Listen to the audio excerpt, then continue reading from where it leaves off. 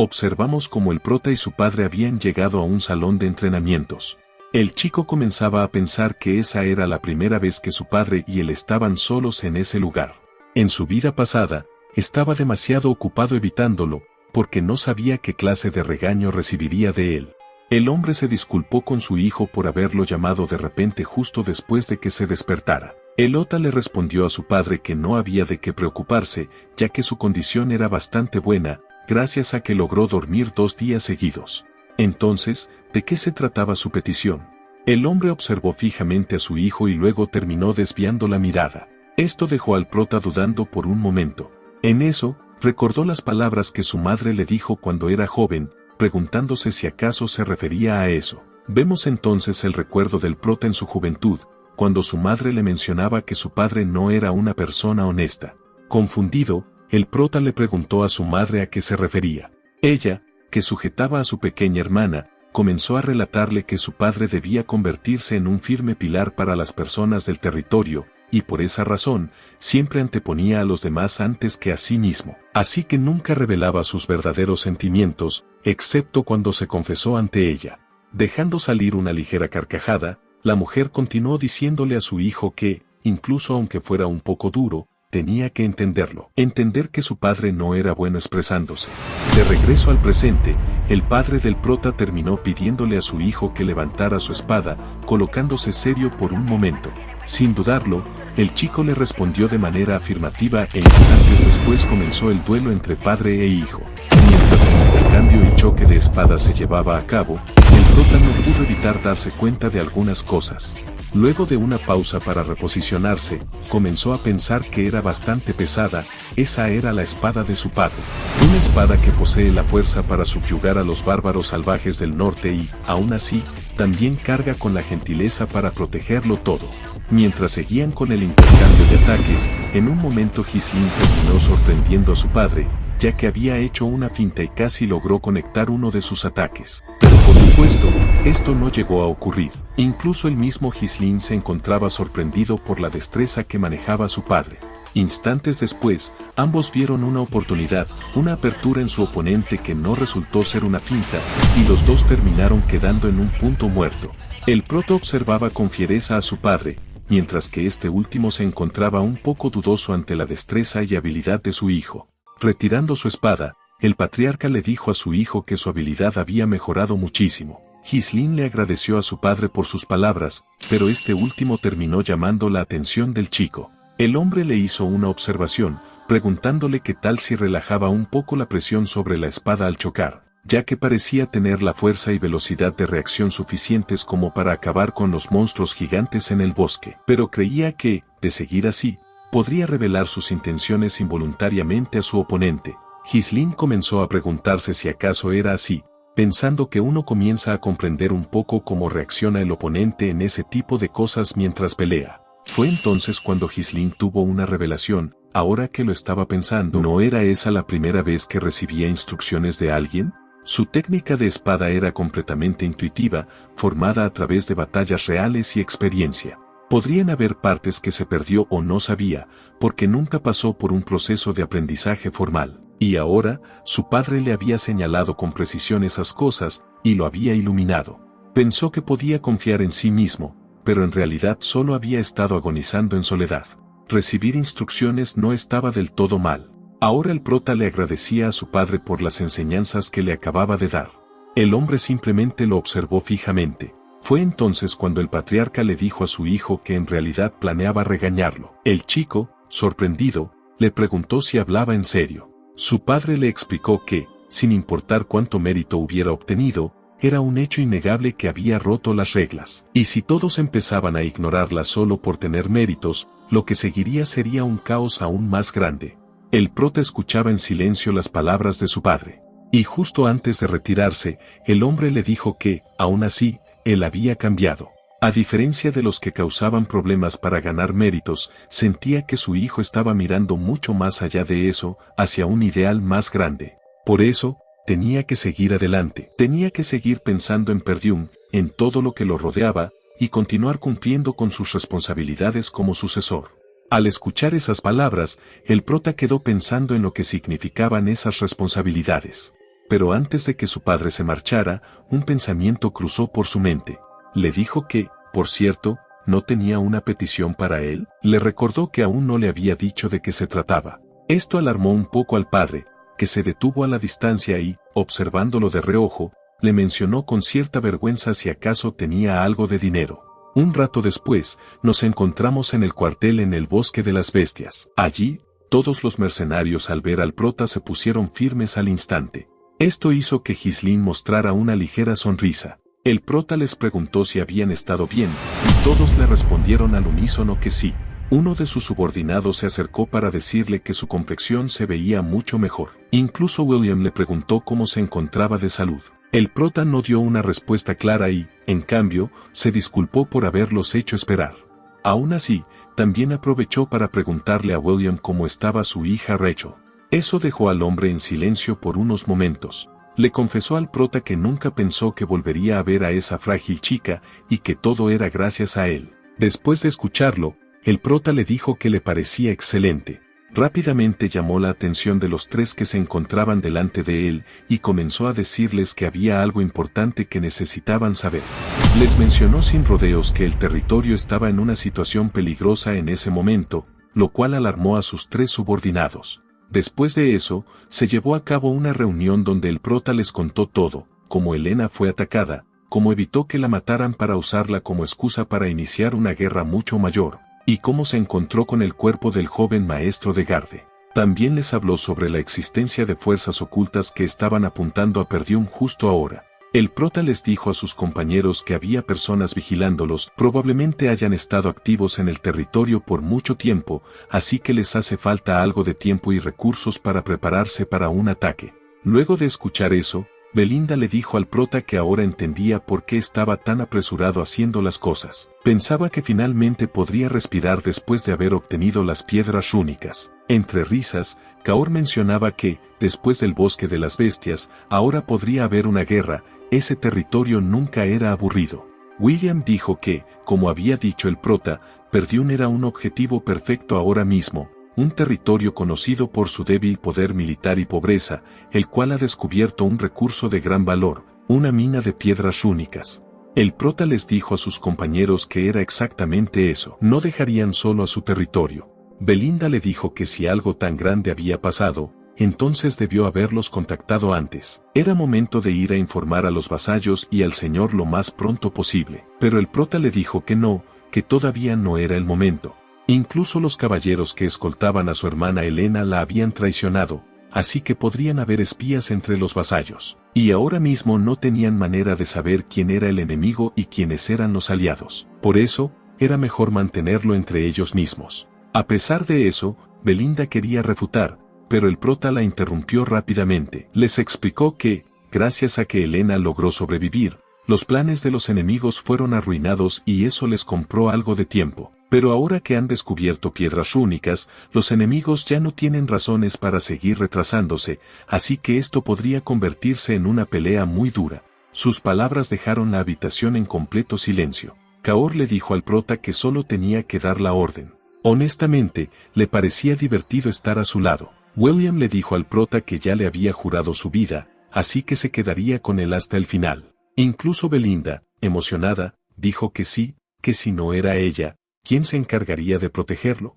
Las palabras de sus compañeros y subordinados hicieron que el prota se sintiera un poco más confiado. El chico comenzó a pensar que el enemigo más grande de Perdium era el duque Delfine y el conde Desmond, junto con Amelia, que actuaban bajo sus órdenes. Así que no dejaría que las cosas salieran como ellos querían. Ahora el prota les afirmaba a sus compañeros que irían a la torre mágica del fuego carmesí. Kaor le dijo que finalmente iban a vender esas piedras, por fin podría haber algo de dinero. Belinda, confundida, le preguntó por qué a esa torre. ¿Acaso no era la torre mágica carmesí la que estaba más cerca y probablemente ofrecía un mejor precio?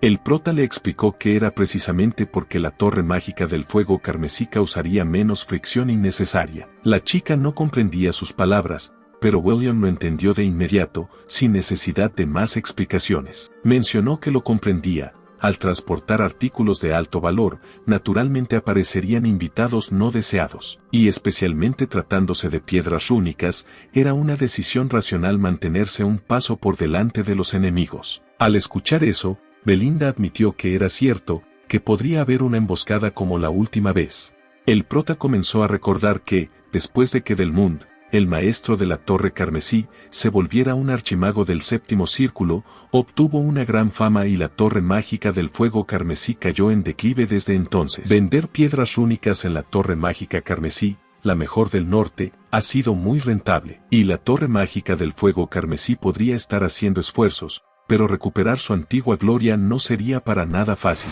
Aún así, la razón por la cual iban a ir a la Torre Mágica del Fuego Carmesí es por esa chica. Cambiamos de escena y vemos una enorme e imponente torre. Esta es la Torre Mágica del Fuego Carmesí. En el interior de aquella imponente torre, observamos a una chica que se encontraba en una biblioteca, rodeada de múltiples libros, mientras temblaba pensando en el profesor Ronato. Comenzaba a preguntarse si acaso la luz de la cual él le había hablado algún día llegaría a rescatarla. Se nos muestra a una hermosa maga con una expresión bastante triste y decaída, incluso estaba sollozando. Aclaración rápida, son dos torres mágicas diferentes. Vuelvo y repito los nombres para evitar confusiones. A la que va el prota actualmente es la Torre Mágica del Fuego Carmesí. Y la otra torre, que es la más famosa y que podría pagar mucho más, es conocida como la Torre Mágica Carmesí. Es en esta última donde la ex prometida del prota ha preparado una emboscada. Así que no se me pierdan, chicos, lo aclaro principalmente para evitar confusiones más adelante.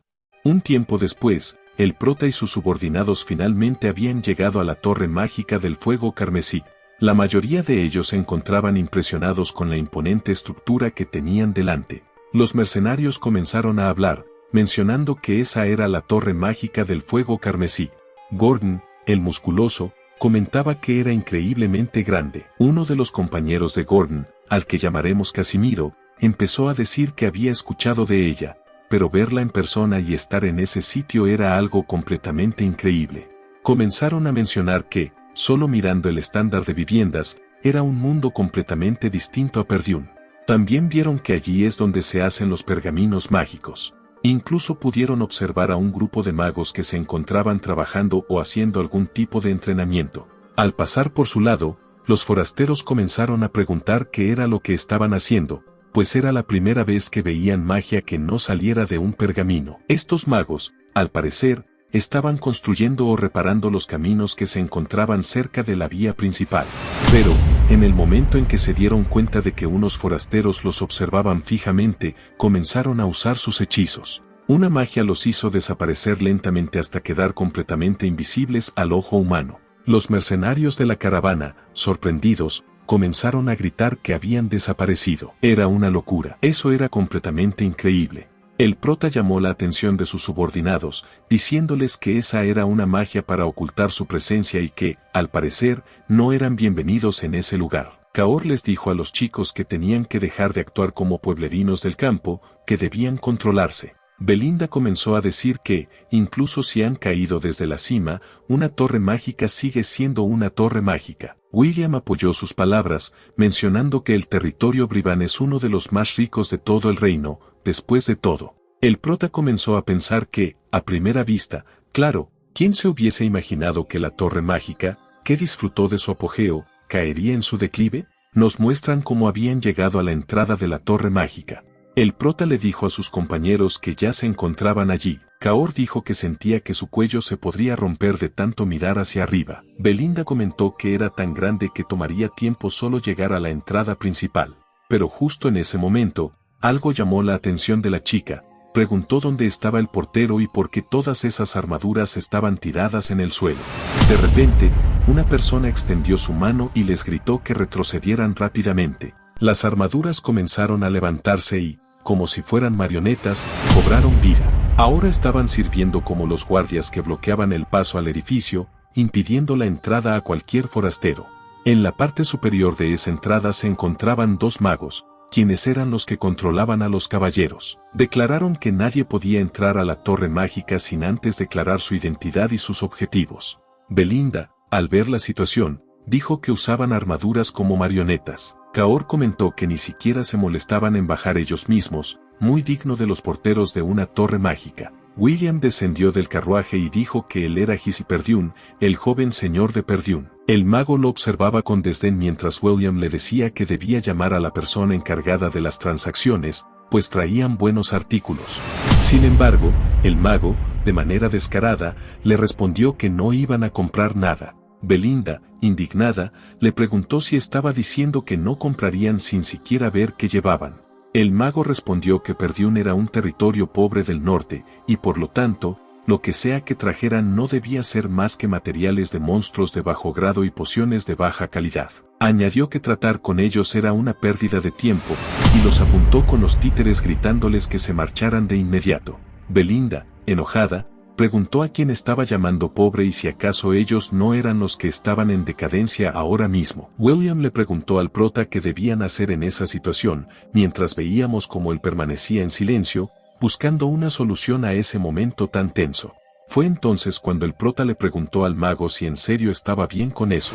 Levantando una piedra rúnica, le dijo que, si de verdad era un mago, debería saber muy bien qué era eso. Le preguntó si no lo reconocía. El mago, confundido, no podía creer lo que veía. Al observarla fijamente, pensó que era una piedra rúnica, y no solo eso, sino de una calidad excelente. Sorprendido, el mago preguntó si acaso todo lo que habían traído con ellos eran piedras rúnicas.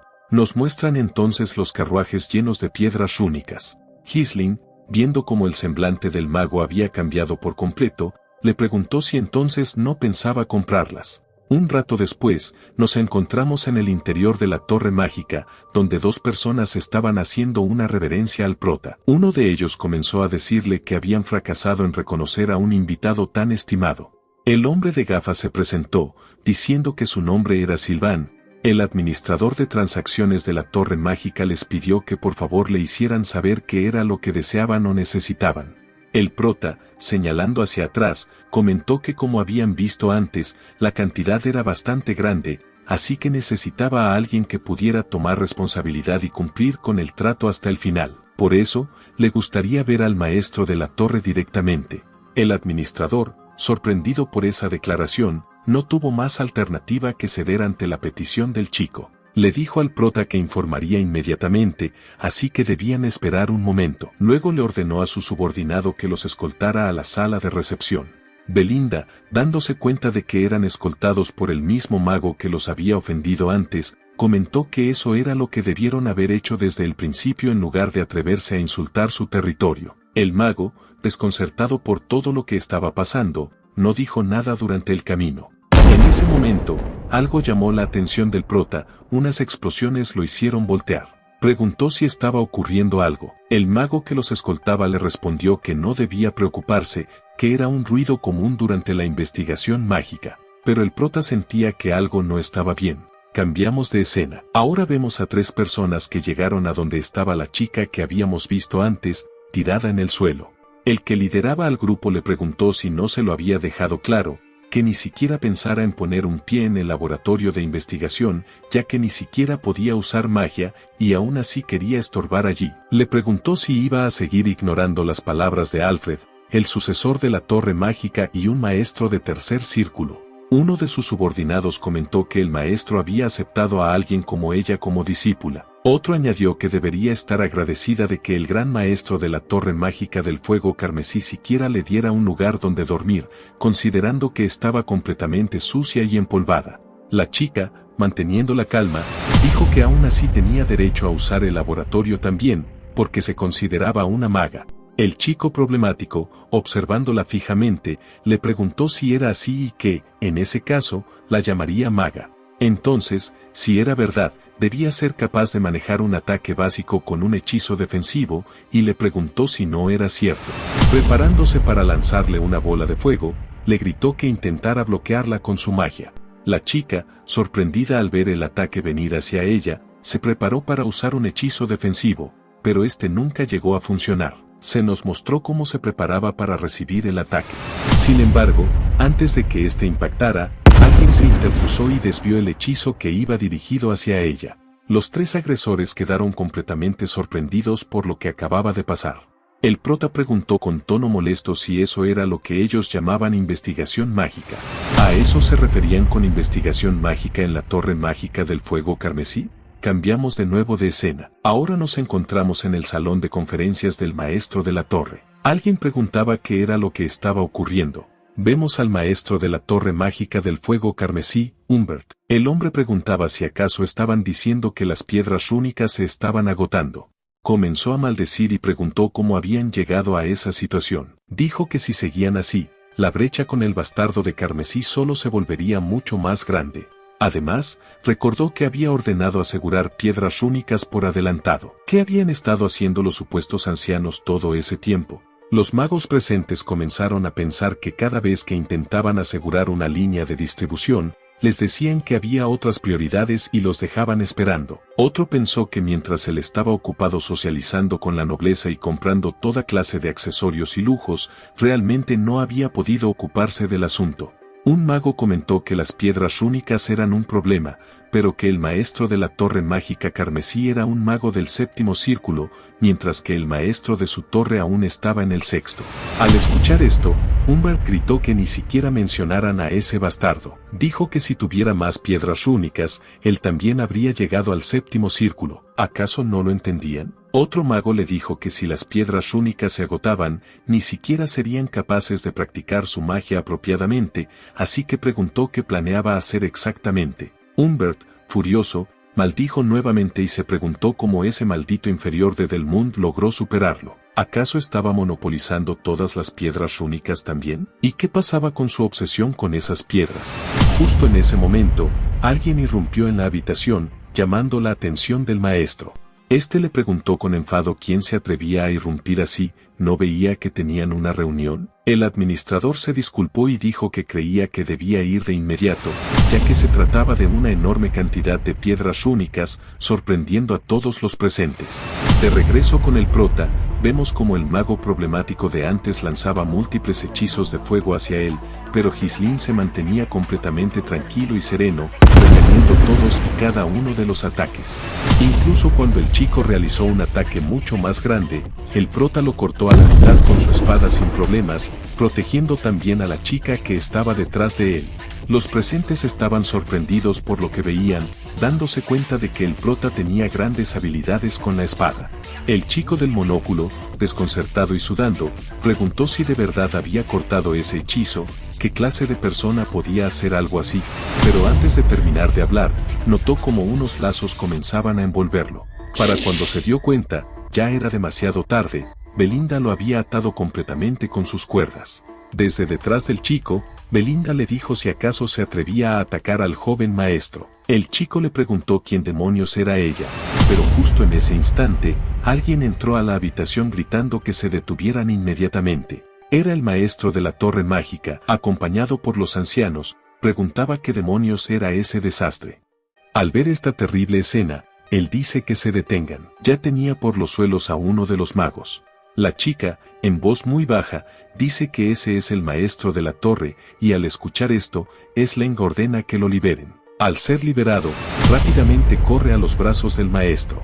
Este, un poco confundido, le pregunta qué estaba pasando, y él, con un poco de pánico y empezando a actuar como la víctima, dice que entraron sin permiso a la torre y que además empezaron a atacarlo porque pensaron que estaba agrediendo a Amelia, cuando en realidad solo quería impedir que ella entrara al laboratorio.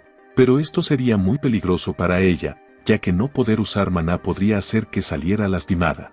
Al escuchar esto, Belinda se empieza a reír y dice que parece una niña, algo que obviamente molesta a ese sujeto. Pero Ghislain mira atentamente a la chica, y es que él la conoce muy bien desde su anterior vida, ya que ella fue conocida como Vanessa, la pesadilla roja. Aunque se sorprende de que alguien tan temido haya tenido ese tipo de vida, de inmediato el maestro saca su varita y empieza a canalizar un hechizo de fuego. Dice que no solo invadieron su torre, sino que dañaron a uno de sus mejores estudiantes, y por eso los va a quemar hasta que no quede ni uno de sus huesos.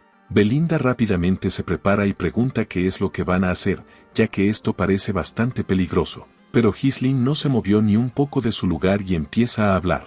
Dice que olvidó presentarse, él se llama Ghislain Cordian, el archiduque del territorio Perdión, y vino para poder comerciar con piedras de maná. Al escuchar esto, el maestro detiene su ataque, y los demás magos quedan un poco aturdidos. Pero al ver la duda en sus rostros, él dice que pueden ir afuera para confirmarlo.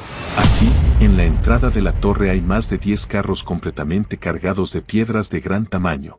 Al ver esto, tanto el maestro de la torre como los demás ancianos quedan un poco impactados. Algunos dicen que debería ser imposible conseguir estas piedras en ese tamaño, y otro pregunta dónde las obtuvieron. Pero alguien más le dice al maestro qué van a hacer con todo esto. Él no dice nada, pero de repente muestra una cara de satisfacción y piensa que esto seguro fue enviado por los dioses, ya que con esa cantidad es más que suficiente para volver a estar a la altura de la torre mágica. Aunque esto realmente solo lo pensó y trata de guardar las apariencias. Por eso, con una actitud bastante tranquila, dice que son muy pocas, además de que parecen no ser de muy buena calidad. Kaor se molesta por eso y dice que cómo se atreven a decir esas cosas cuando les costó bastante trabajo conseguirlas. Pero desde atrás de todos, Vanessa contradice al maestro y dice que solamente con uno de esos carros abastecería para algunos meses. El maestro se enfada por esto, ya que ella está arruinando sus planes de negociación, y por eso le grita que deje de decir tonterías y que mejor se vaya a la torre. Además, maldice a su difunto compañero, diciendo que les dejó solamente una carga. Ghislain mira en silencio la escena. Luego, el maestro guiña el ojo a los demás ancianos, quienes rápidamente comprendieron su mensaje y empiezan a decir que, después de mirarlas detenidamente, parece que son de muy baja calidad. Preguntan cómo hicieron para conseguir piedras preciosas a la vista pero tan pobres en maná y que tal vez pueden ser falsas. Belinda es la primera en reaccionar y pregunta cómo se atreven a decir que son falsas cuando el maestro trabajó muy duro para conseguirlas. Pero ellos se ríen diciendo que no importa si les costó conseguirlas, eso no hará que su calidad mejore. Además, últimamente han recibido puros estafadores, y tal vez ellos sean uno más. Pero Ghislain dice que entonces les están afirmando que no las van a comprar, algo que los toma por sorpresa.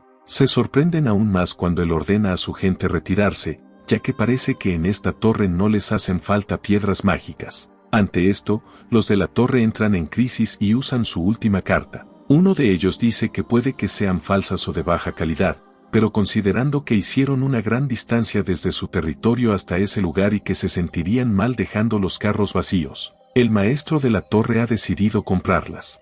Él dice que sus compañeros tienen razón y, como es tan generoso, ha decidido comprarlas por un precio pequeño, menor al que está en el mercado. Pero Ghislain les dice que hubo un error y ordena a Kaor que retire todos los carros, excepto uno. Este también entendió su plan y ordena a los demás retirarse. Así, los mercenarios empezaron a cubrir todas las piedras, excepto un solo carro. El maestro no puede ocultar más su preocupación y pregunta qué está haciendo. Ghislain dice que sus subordinados cometieron un error, ya que su destino final es la Torre Mágica Carmesí y solamente hicieron una parada de emergencia porque les faltaba efectivo para poder continuar el viaje. Por eso, solamente van a vender un carro. El maestro no puede ocultar su enojo al escuchar el nombre de la otra torre, pero con un cambio de actitud dice que no se deben tomar decisiones precipitadas, que tal vez estaban haciendo bromas un tanto pesadas porque no lo conocen bien. Propone entonces que mejor entren para tener una charla de negocios. Los demás ancianos no ocultan su decepción, ya que con esto quedó claro que están desesperados. Ya adentro, todos están en una sala bastante lujosa. Ahí proceden a presentarse y el maestro dice que, como habrá notado, él es el maestro de esta torre, pero que esos 4 ancianos son magos de quinto círculo, algo que no cualquiera puede alcanzar. Ghislain dice que está impresionado y que eso era de esperarse de la segunda torre más famosa de todo el norte, aunque dijo esto último solamente para molestarlos, cosa que los demás notaron. Belinda pregunta si es razonable decir ese tipo de cosas, pero Guilla le recuerda que él siempre tiene un plan para todo. Para disimular un poco su enojo, el maestro dice que seguramente escuchó rumores falsos y que su torre sigue siendo la número 1 en todo el norte. Pero cambiando de tema, pregunta por cuánto dinero piensa vender las piedras. Además, le asegura que definitivamente no va a encontrar un mejor precio del que él le va a ofrecer. Ghislain dice que planeaba venderlas por el doble del precio de mercado. Al escuchar esto, los ancianos se alarman, pero también dicen que seguramente no le enseñaron bien a ese niño, ya que esa no es la forma de hacer negocios. El maestro dice que los negocios no se hacen de esa manera, que se necesita una coordinación de ambos lados para poder tasar un precio. Pero mientras sonríe, Ghislaine dice que tal vez en la torre mágica del fuego carmesí podría obtener el doble del precio.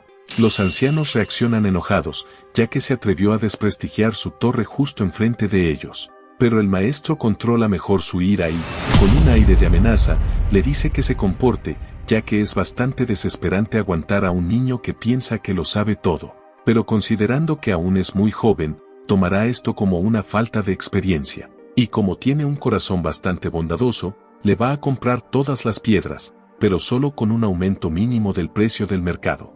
Mientras seguía hablando, Ghislaine se empieza a levantar. Por eso le pregunta qué está haciendo. Le dice que parece que fueron ellos los que no entendieron, y es que ya les estaba ofreciendo un descuento al venderlo por el doble del precio, ya que en realidad tenía planeado venderlo por el triple. Pero no perderá más su tiempo y va a seguir su camino.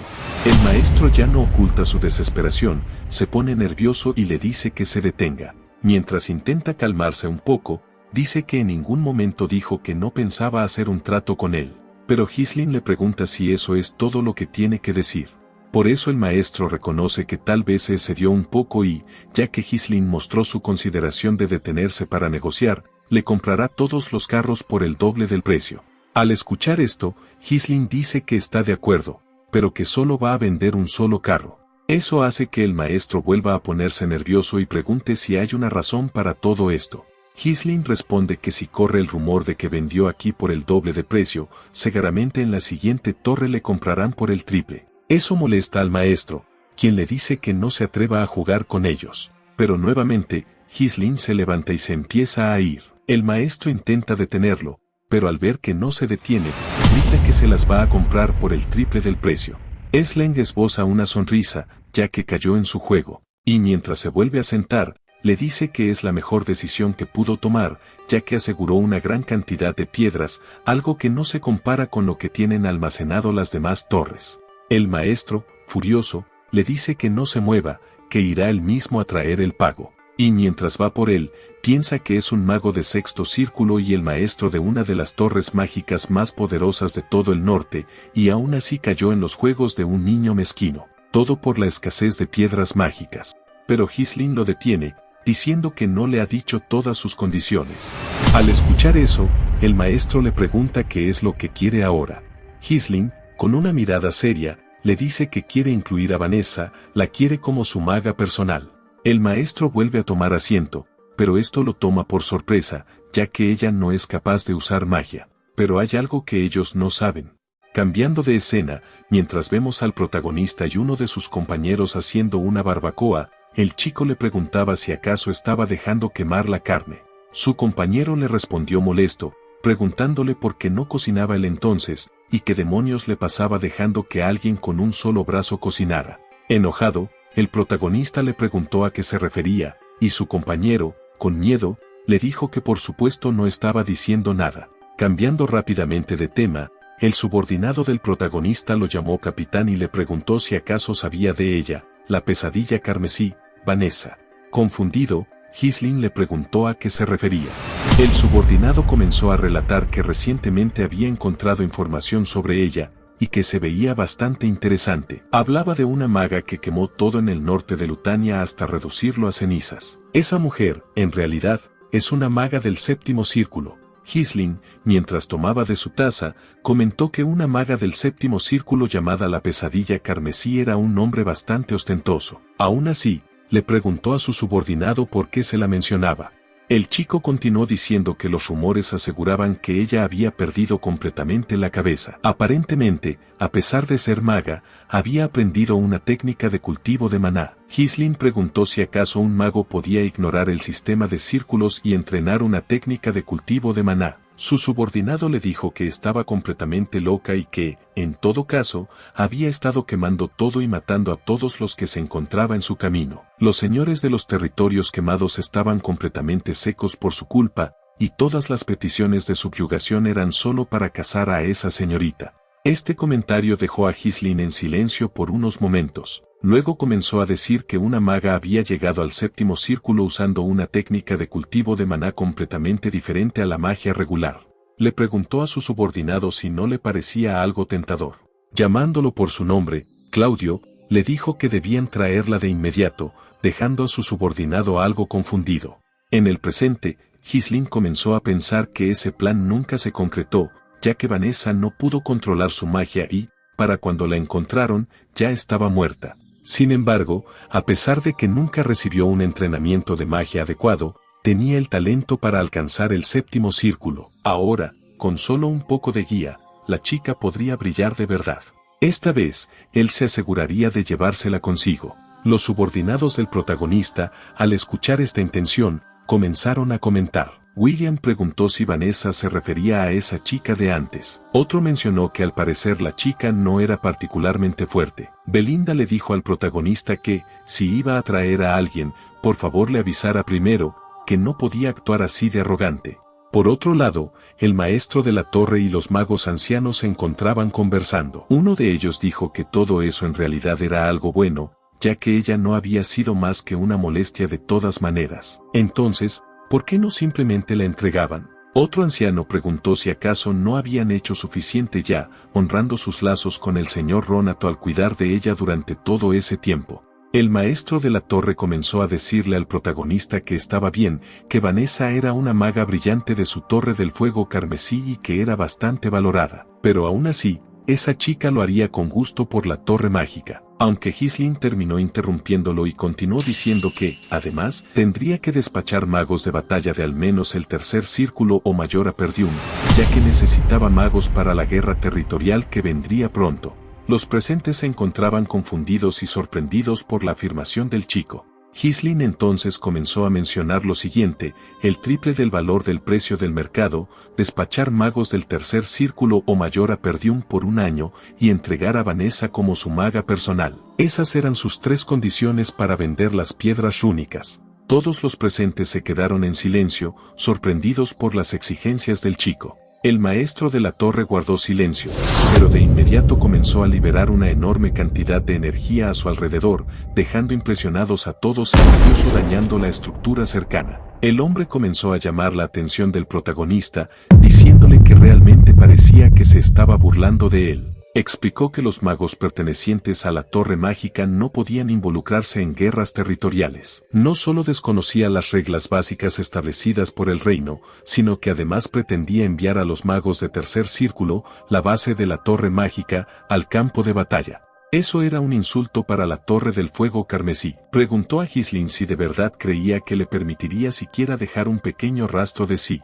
Los subordinados del protagonista se colocaron de inmediato en guardia. William comentó que estaba emanando tanta presión solo con su maná, que comenzaba a preguntarse si realmente se trataba de un mago del sexto círculo. Belinda, por su parte, simplemente se preocupaba por su joven amo. El maestro de la torre mágica comenzó a acercarse lentamente al chico, pero este último simplemente lo miraba fijamente.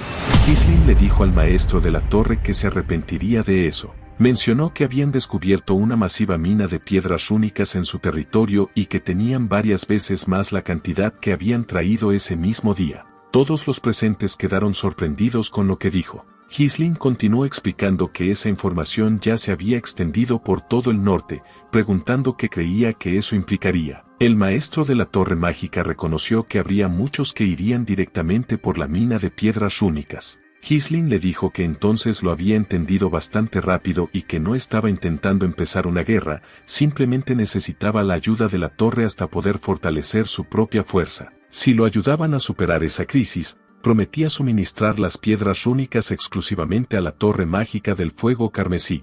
El maestro de la torre preguntó si entonces las piedras rúnicas serían exclusivamente de ellos. Ghislaine continuó diciendo que si eso llegaba a pasar, solo sería cuestión de tiempo para que la torre mágica del fuego carmesí ascendiera de nuevo a su mejor forma, superando a las demás torres. Ghislaine extendió la mano al maestro de la torre, esperando que éste la estrechara para sellar el trato. El hombre aún se veía bastante furioso, pero de un momento a otro, la presión desapareció completamente y terminó tomando la mano del chico con una gran sonrisa en el rostro. Un rato después, el maestro de la torre mágica se encontraba hablando con Alf, explicándole cómo estaban las cosas. Luego de escuchar todo, el chico le gritó a su maestro que había otros magos, entonces ¿por qué no podían ser ellos? El maestro le dijo al chico que al parecer lo estaba malinterpretando. Lo enviaría a él directamente, como el prodigio más grande de la torre mágica del fuego carmesí, como aquel que lideraría todo por su propio futuro.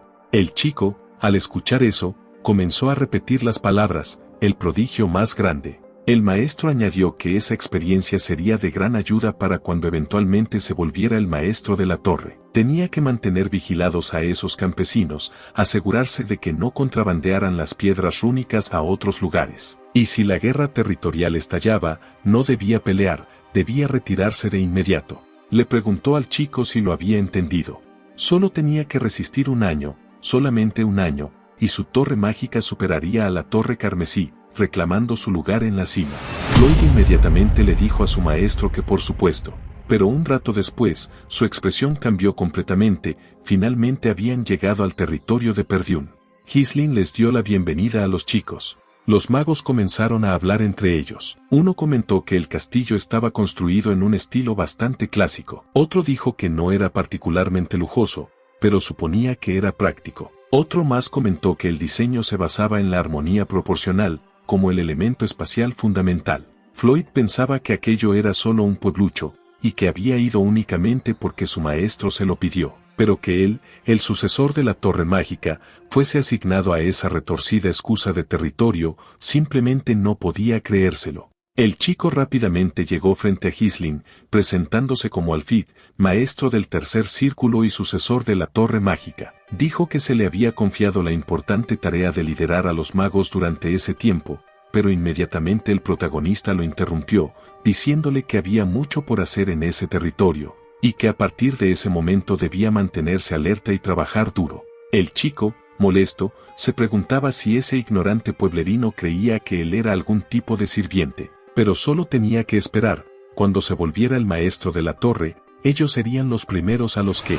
Pero entonces el protagonista llamó la atención de Alfid, preguntándole directamente dónde se encontraba Vanessa. Alfid, mirando hacia atrás, dijo que probablemente estaba detrás de ellos trayendo el equipaje.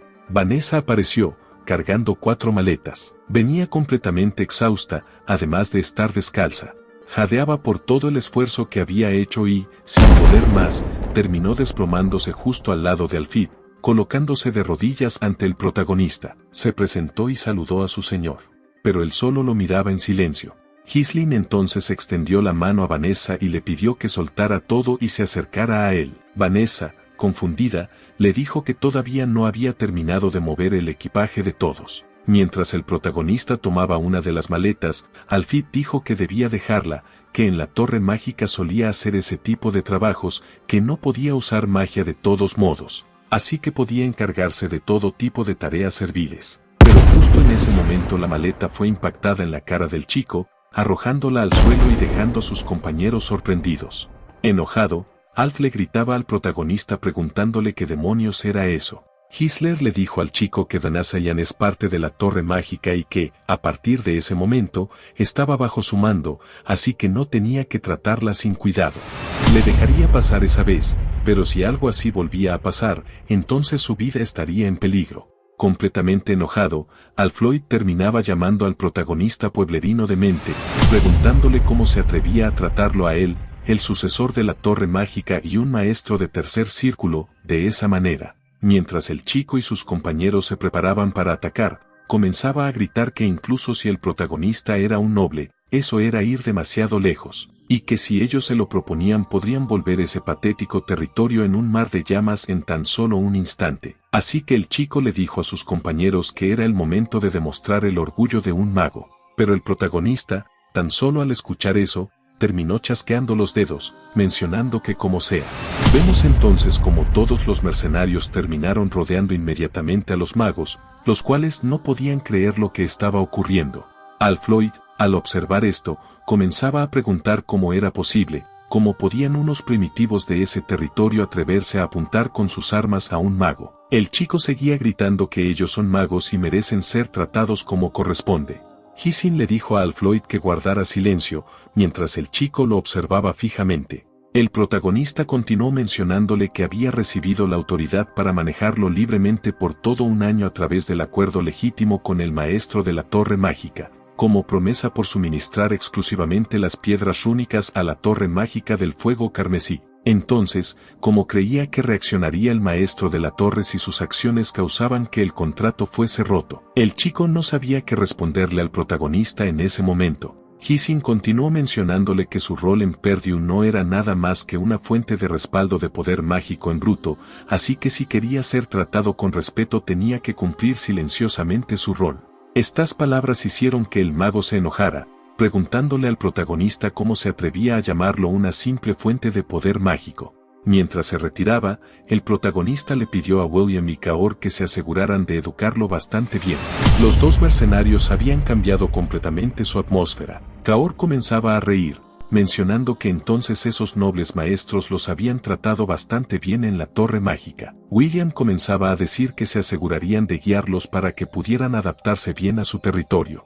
Floyd, al darse cuenta de esto, comenzaba a llamarlos vulgares escasos, pero momentos después simplemente se escucharon los gritos del chico. Por otro lado, el protagonista se encontraba dirigiéndose directamente a Vanessa. Acercándose a la chica, la terminaba llamando por su nombre, mencionándole que, a partir de ese momento, no tenía que escuchar las órdenes de nadie más que no fueran las de él, ya que desde ese momento ella sería su maga personal. La chica, al escuchar estas palabras, se había sonrojado, pero inmediatamente calmó su expresión y bajó rápidamente su mirada. Comenzó a decirle al protagonista que, como había dicho Floyd, ella no es capaz de utilizar magia y no puede ser su maga personal, pero inmediatamente guardó silencio al ser interrumpida por el protagonista. Ghislaine colocó una ligera sonrisa y le dijo a la chica que tan solo tenía que seguirlo, ya que quería que ella pudiese utilizar la magia nuevamente. Tiempo después, Ghislaine terminó llevándose a Vanessa a un salón de entrenamientos. A pesar de esto, la chica no parecía para nada contenta, pero en ese momento el protagonista terminó llamando su atención, causando que esta última se sorprendiera. Ghislaine le preguntó a Vanessa qué tan lejos había llegado en la magia, a lo que ésta comenzó a responder que había llegado al quinto círculo, pero solamente en forma teórica. Ghislaine le dijo a Vanessa que eso le parecía increíble, pero la chica no supo qué responder al principio, para luego mencionar que eso era completamente inútil ya que no podía utilizar magia. El protagonista le preguntó a la chica si acaso había alguna razón por la cual no podía. Esta comenzó a decirle que nunca antes había sido capaz de sentir el maná, incluso desde que era una niña. Aún así, seguía creyendo que algún día sería capaz de utilizar la magia por la cual había trabajado tan duro, pero mientras más estudiaba, más se daba cuenta de que podría nunca ser capaz de conjurar ni un solo hechizo. Y ahora, incluso ese maestro que la había guiado se había ido. ¿Acaso la había abandonado por eso? El protagonista observaba a la chica en silencio por un momento, para luego comenzar a pensar que el quinto círculo, en términos de poder puro, rivalizaba con los ancianos de la torre mágica. Pero la magia no es algo que se pueda dominar tan solo memorizándola. El verdadero dominio requiere iluminación, una comprensión de los principios fundamentales y la habilidad para imbuirlos con sus propias intenciones y voluntad. Vanessa comprendió la teoría con su propia mente, pero su cuerpo no podía seguirle el ritmo. Y para superar eso, debió de haber soportado un esfuerzo agotador e incontables pruebas para tallarlo en sus huesos, para así poder progresar. Y por supuesto, su esfuerzo no sería en vano. Solamente su camino difirió un poco. De regreso a los recuerdos del protagonista, un subordinado comenzaba a decirle que resultaba que esa maga era del séptimo círculo y que había escuchado que era una maga que había adivinado una técnica de cultivo de maná. Esa era una completa locura. Sonriendo, Ghislaine comenzaba a decir que a partir de ese momento le enseñaría una técnica de cultivo de maná. Vanessa, al escuchar eso, no sabía cómo responderle, comenzando a decir que ella es una maga. Entonces, ¿por qué aprendería una técnica de cultivo de maná? Ghislaine le respondió diciéndole que los círculos mágicos y las técnicas de cultivo de maná son métodos basados en el maná. Incluso el protagonista le preguntó a la chica si acaso nunca antes lo había probado o sí, causando que ésta comenzara a horrorizarse. Le respondió al protagonista que no, que eso sería una locura, pues utilizar magia a través de una técnica de cultivo de maná nunca antes había ocurrido. Y si llegaba a arruinarlo entonces podría volverse completamente loca y terminar discapacitada de por vida.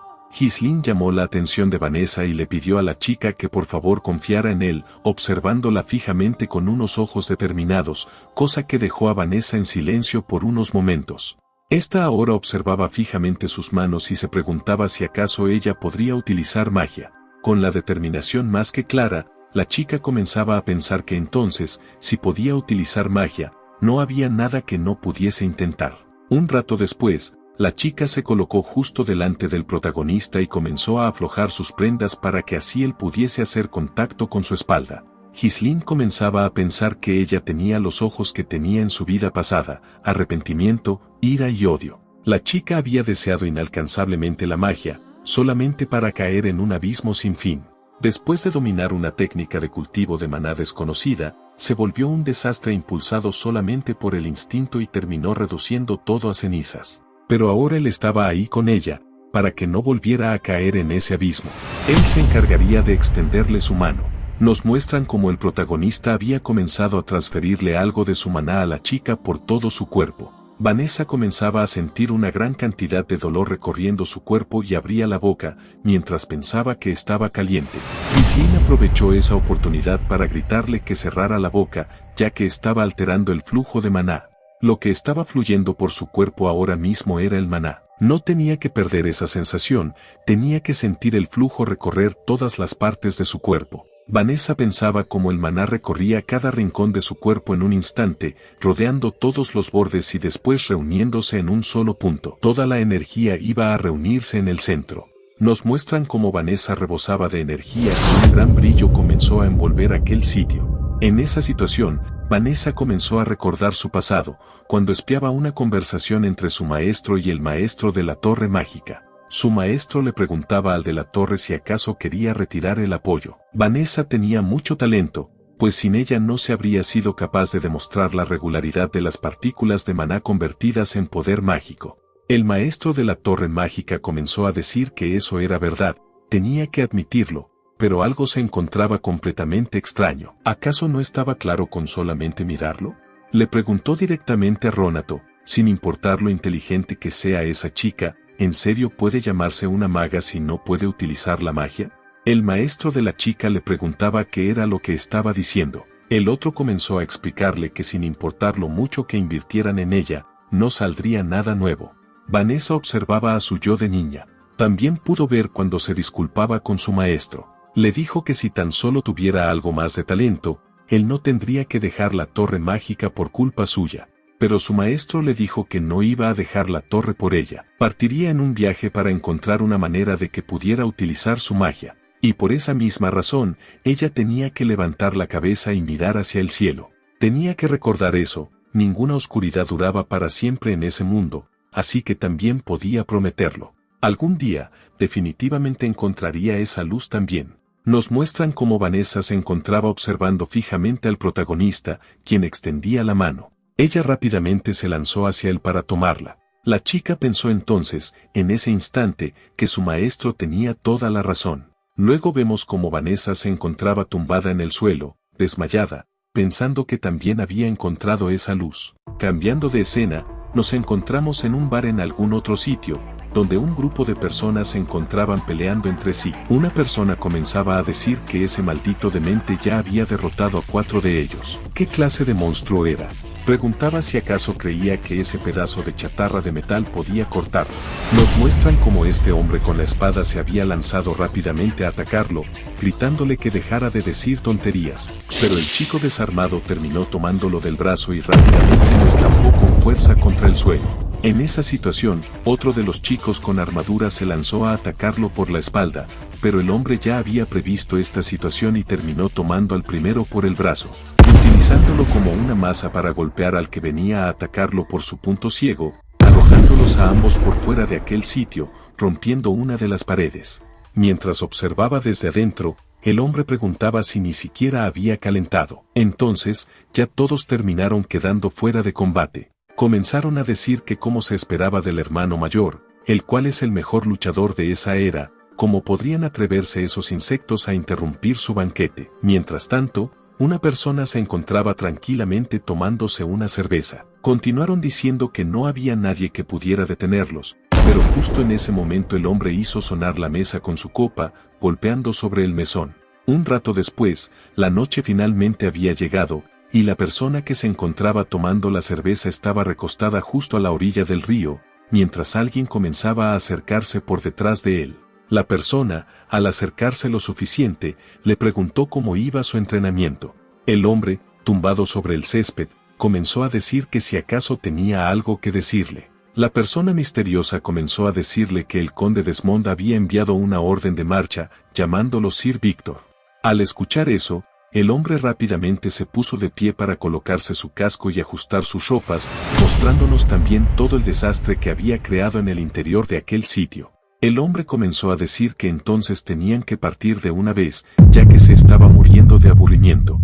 Observamos al padre del protagonista, quien se encontraba en una oficina y al parecer había llegado un comunicado importante. El comunicado decía que buscarían venganza por el asesinato de su hijo, Glamour de Gordon, a manos de Jarl Pordun, el padre del protagonista.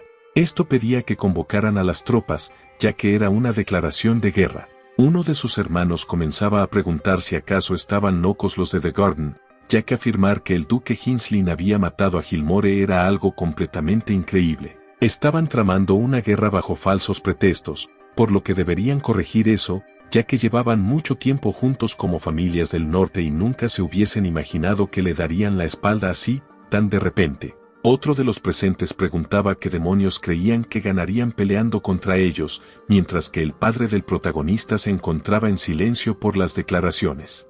Pero justo en ese instante, Ghislain terminó irrumpiendo en la conversación, mencionando que era por las piedras rúnicas. El protagonista preguntó si acaso no había dicho que mientras él se encontraba en la Torre Mágica, salieron hacia The Garden y deben de haber difundido la historia interna del territorio, y que los que habían ido habían traicionado a Perdún. Uno de los presentes le preguntaba al protagonista en qué se basaba para hacer una afirmación tan peligrosa. El padre del protagonista se encontraba pensando en eso, las piedras rúnicas. A menudo, una acción tomada en beneficio del territorio terminaba provocando una crisis, y parecía que su hijo sabía que pasaría todo eso. El comandante preguntaba si acaso necesitaban pensarlo profundamente. De todos modos, en comparación con The Garden, sus fuerzas eran superiores y tenían mucha más experiencia en combate. Vemos a una persona que venía corriendo a toda velocidad a la habitación en la que se encontraban. El hombre seguía afirmando que tenían que hacerles pagar caro por ese ataque. Un soldado terminó irrumpiendo en la habitación, mencionando que era un gran problema y llamando la atención del señor. Comenzaba a mencionar que esos tipos ya se encontraban allí, delante del territorio. Nos muestran cómo habían llegado con sus banderas en alto y, al parecer, un gran ejército acompañándolos. Estos se colocaron justo delante del castillo. Los presentes, al observar lo que estaba ocurriendo, comenzaban a decir que ni siquiera había pasado tanto tiempo desde que se emitió la proclamación. Otro de los hombres preguntaba cuándo hicieron todos esos preparativos. Ahora comenzaba el reporte. Se había comprobado que había unos 6.000 soldados armados y una unidad de suministros que partió y se encontraba en la retaguardia con una tropa que alcanzaba los 1.000 soldados. También se había confirmado la existencia de muchas otras armas de asedio y parecía que el ataque ya había comenzado, llamando la atención de Randolph.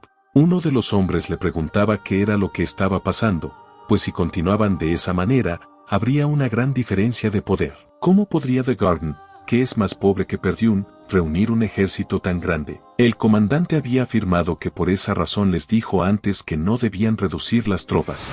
El padre del protagonista y señor de esas tierras les pedía a todos los presentes que se calmaran inmediatamente, pues si hablaban entre ellos, solamente retrasarían su respuesta. Así que tenían que reunir a todos los soldados en los muros. Además, debían llevar a los ciudadanos al castillo y cerrar todas las puertas. A todos los soldados se les ordenaba mantener sus posiciones, ya que la guerra había comenzado.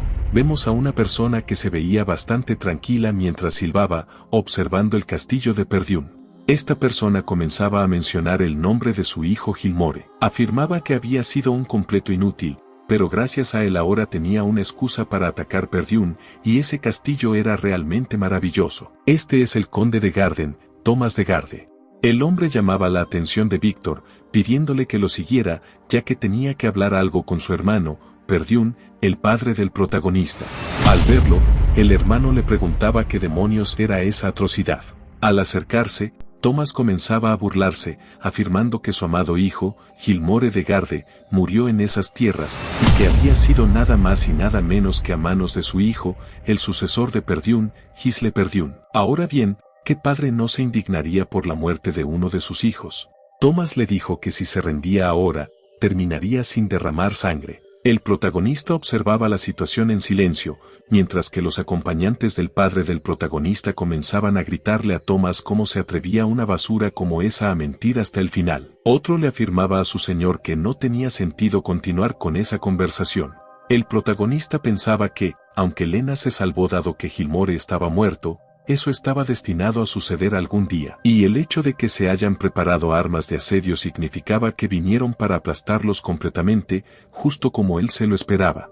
El padre del protagonista comenzaba a afirmar que su hijo no mató a Gilmore, llamando la atención del chico. Además, esa era la única respuesta. Ahora, si valoraban sus vidas, tenían que regresar. Víctor observaba al padre del protagonista y pensaba que Walter Prodian realmente tenía el espíritu de un general famoso que ha protegido el norte durante tantos años. Thomas dijo que, como era de esperarse del lobo del norte, se preguntaba cuánta sangre se derramaría por la tonta decisión de su hermano. Mientras se retiraba, le afirmaba a Walter que no tenía que arrepentirse de su decisión.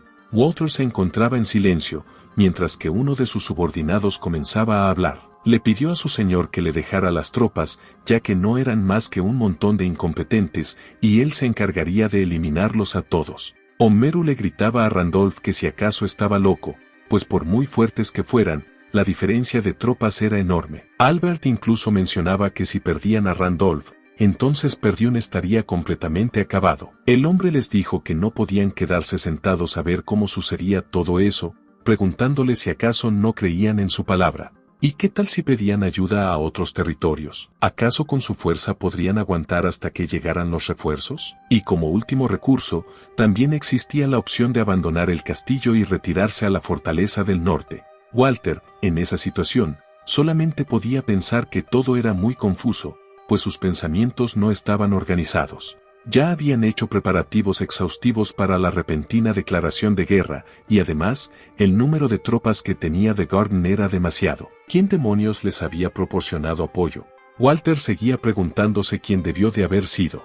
En eso, el protagonista lo sacó de sus pensamientos, pidiéndole a su padre que preparara la defensa. El hombre llamaba la atención de su hijo, y Sin le relataba a su padre que, en comparación con el ejército de Garden, que contaba con cerca de 7,000 soldados, el ejército de Perdún solamente tenía unos 2,000 soldados reunidos, por lo que la diferencia en sus números de tropas era de más de 3 veces.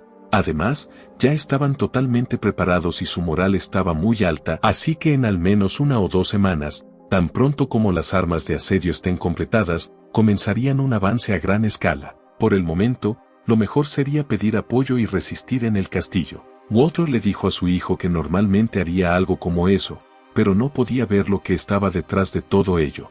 El prota cambió su expresión por unos momentos, luego decidió acercarse al oído de su padre para susurrarle algo, dejando al hombre bastante sorprendido. Ghislaine le dijo a su padre que en la última luna llena, antes del choque, haría todo lo que estuviera a su alcance para cambiar esa situación.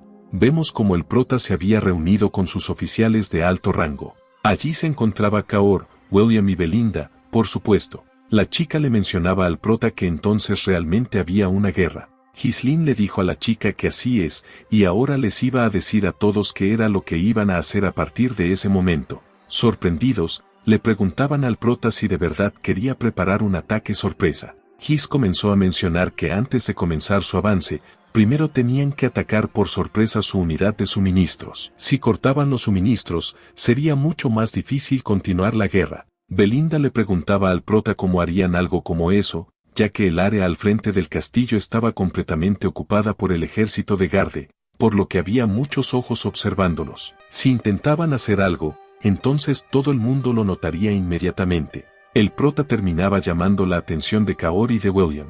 Kaor comenzaba a relatarle al prota que, como había dicho, había retirado a sus tropas de la guarnición del bosque de las bestias, y si era necesario, podrían esconderse en el interior del bosque. No tendrían que preocuparse de ser atrapados ni nada parecido.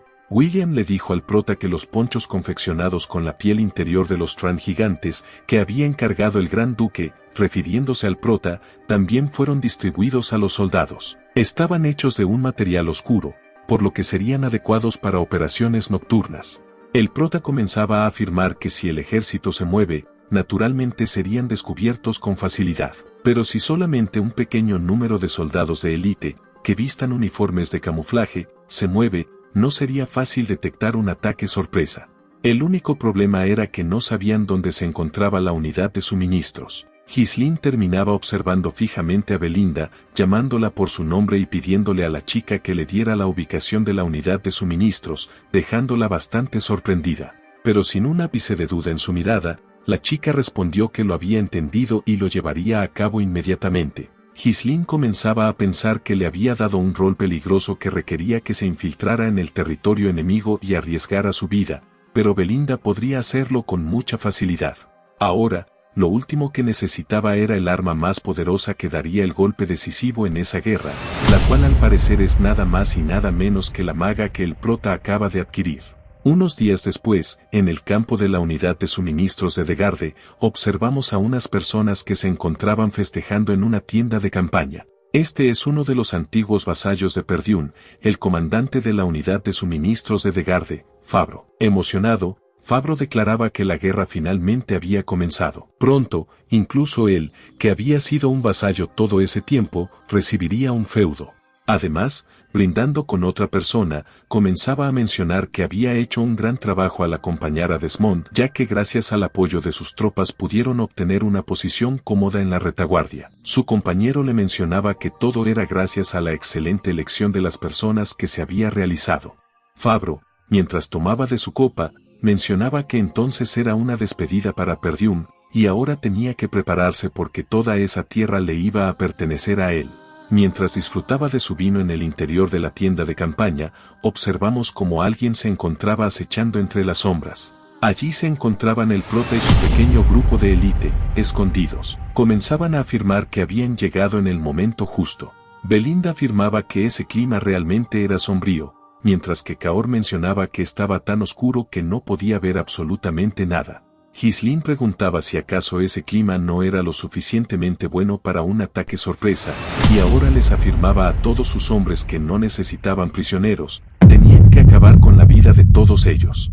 Inmediatamente, los soldados que se encontraban haciendo guardia fueron sorprendidos por el galope de los caballos acercándose, pero antes de que pudieran hacer cualquier tipo de ruido, sus cuerpos fueron partidos a la mitad inmediatamente, y detrás de ello, todos los soldados que se encontraban en el camino del pequeño escuadrón del prota fueron completamente masacrados. Los que se encontraban a la distancia comenzaban a gritar que había una emboscada, mientras que otro, preparando su espada, preguntaba qué demonios era lo que estaban haciendo los vigías. Pero antes de que estos soldados pudiesen hacer algo al respecto, fueron cortados inmediatamente. Ghislaine le gritaba a sus hombres, el cuerpo de mercenarios de Ghislaine, que se movieran como habían planeado. A partir de ese momento, no tenían que dejar a nadie con vida. El soldado que estaba anteriormente con Fabro terminó llegando donde estaba este, mencionándole que era una emergencia, pues el enemigo había lanzado un ataque sorpresa. Fabro le gritaba que lo podía ver, pero que qué era lo que estaban haciendo los vigías. Además, no había de qué preocuparse, ya que tenían 1000 tropas de su lado, por lo que no tenía que entrar en pánico y tenía que detenerlos rápidamente. El chico le mencionaba, desconcertado, que sobre eso, ya habían perdido el 70% de todas sus fuerzas. Fabro no se lo podía creer, comenzando a gritarle entonces a su compañero que tenía que retirarse. El chico le preguntaba que a qué se refería. Fabro le afirmaba que si se quedaban en ese territorio o no, su vida estaría completamente acabada. Pero antes de que pudieran escapar, su compañero terminó recibiendo 2 dagas en la nuca que acabaron con su vida inmediatamente, causando que Fabro, de la impresión, cayera al suelo. Allí se encontraba sobre un caballo una hermosa, tierna y delicada sirvienta, la cual comenzaba a decir que entonces se encontraban en ese sitio, vasallo jurado de Perdiún, Fabro. El hombre se dio cuenta de que era nada más y nada menos que Belinda, reconociendo a la chica y asustándose por lo que estaba observando. Un rato después, todo el campamento fue quemado, mientras que cientos de cuerpos permanecían inertes en el suelo.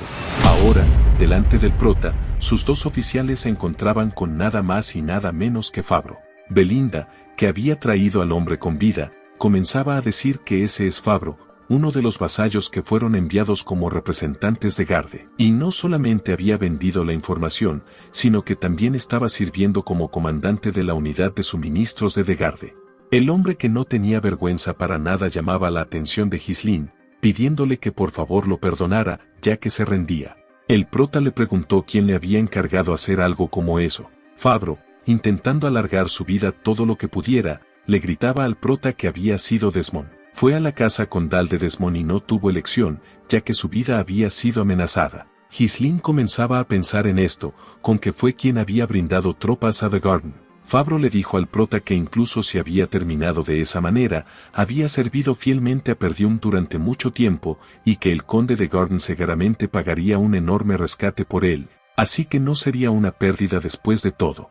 Descendiéndose de su caballo, Ghislaine le pidió a Fabro que alzara la cabeza, a lo que este último, emocionado, le dijo que por supuesto. Sonriendo, le dijo que agradecía por darle otra oportunidad, que ahora dedicaría su vida al joven maestro que lo había perdonado y a Perdium a partir de ese momento. En ese preciso instante, sus palabras y todo lo demás que estaba por decir fueron interrumpidos inmediatamente. Fabro había sido decapitado. Y mientras abría sus ojos se daba cuenta de la cruda realidad. Ghislaine le dijo que no hacía tratos con personas como él, y que para los que se atrevían a meterse con Perdium, solamente les quedaba un destino, la muerte. Ahora sí, todas las personas que se encontraban en el campamento de suministros fueron completamente erradicadas. Mientras se alejaban de ese sitio, Belinda observaba de reojo al prota, ya que ni siquiera había dudado para quitarle la vida a Fabro. Kaor le preguntaba al prota qué era lo que iban a hacer ahora, llamándolo comandante. Ghislaine, el prota, le dijo que iban a ir directamente al castillo, ya que probablemente hayan comenzado a lanzar su ataque y toda su atención estaría enfocada en el castillo. Después de todo, y mientras tanto, atacarían su retaguardia y harían que el enemigo caiga en confusión rápidamente. Además, en cuanto lleguen, Kaor y Belinda tenían que apoyar el muro izquierdo, mientras que él se encargaría del muro derecho. A William le conferiría su campamento principal, e incluso si realizan un ataque sorpresa, se terminarían enfrentando a miles con tan solo un puñado. Le preguntó a William si acaso podría manejarlo. Este último, observando al prota con una sonrisa en el rostro, le dijo que no había problema, que solamente tenía que cumplir las órdenes del joven señor. Kaor, observando a Belinda, comenzaba a decir que ese anciano siempre recibía los trabajos más divertidos, mientras que Belinda le preguntaba al prota quién se encargaría de la puerta principal. Ghislaine les dijo a los presentes que tenían que dejar la puerta sola, causando que estos entraran en confusión por un momento, pero la mirada de seguridad del prota hizo que todos los presentes se calmaran rápidamente. Por otro lado, Walter, en la cima de las murallas, comenzaba a gritar que esa guerra sería el punto de inicio que cambiaría la historia de Perdium. Todos tenían que prepararse para la batalla rápidamente. Randolph, que se encontraba junto a unos soldados, comenzaba a gritarles a estos que abrieran fuego de inmediato, que no tenían que dejar que se acercaran demasiado. Pero ya los soldados de Desmond habían llegado, habían trepado por los muros, y eran demasiados. Walter les gritaba a todos los presentes que tenían que proceder al combate cercano y no debían dejar caer los muros del castillo bajo ninguna circunstancia. Ahora vemos a Thomas de Garden, el cual se encontraba entre risas observando toda la destrucción que estaban creando en ese momento. Afirmaba que todo eso le parecía divertido y que el resultado era obvio sin siquiera tener que mirar. El hombre pedía que prepararan las catapultas para la segunda ronda, ya que iban a aplastarlos lo más rápido posible. Víctor comenzó a pensar que incluso el Lobo del Norte tendría su final en ese sitio. Aún así, esperaba que resistieran un poco más. Cambiando de escena, observamos al padre del prota, el cual se encontraba acabando con todos los caballeros que se cruzaban en su camino, pero rápidamente fueron completamente rodeados. Randolph llamaba la atención de su hermano, mencionándole que tenía que olvidarse de los muros, las puertas no resistirían por mucho tiempo a ese ritmo, preguntándole entonces cuáles eran sus órdenes. Walter le dijo que tenían que dejar caer las puertas, pero mantener los muros a toda costa. Rápidamente, terminó llamando la atención de Escobar y le preguntaba qué había sobre los refuerzos. El soldado le afirmaba que habían recibido rechazo de cada uno de los territorios a los cuales habían enviado mensajeros. Simba y Rifle dijeron que no podían ayudar debido a problemas internos. Además, todos los mensajeros que fueron al condado Roger desaparecieron y no habían sabido nada de ellos.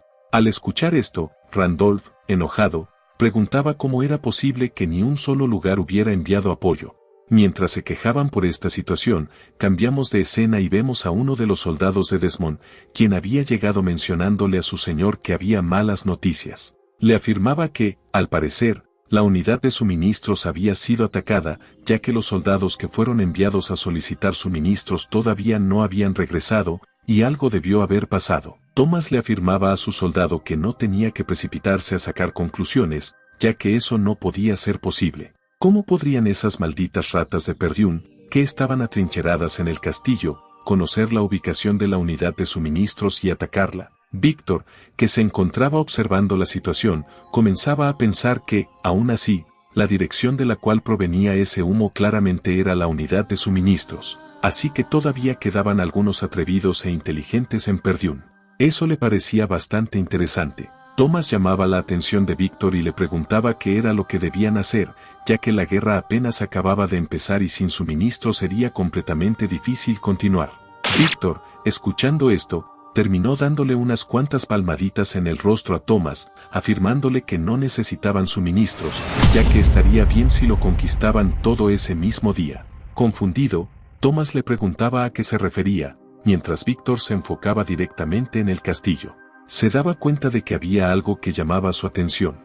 Pensaba que el ataque en los muros del lado izquierdo y el lado derecho fue lanzado hace mucho tiempo, pero todavía no había tenido éxito, y que las fuerzas de élite de Perdún, incluyendo al Lobo del Norte, debían estar manteniendo la línea.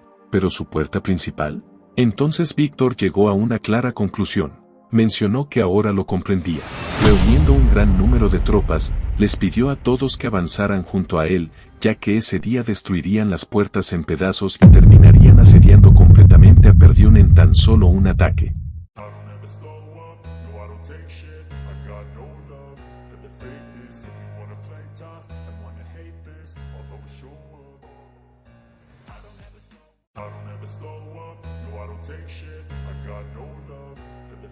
If you wanna play tough and wanna hate this, I'll always show up.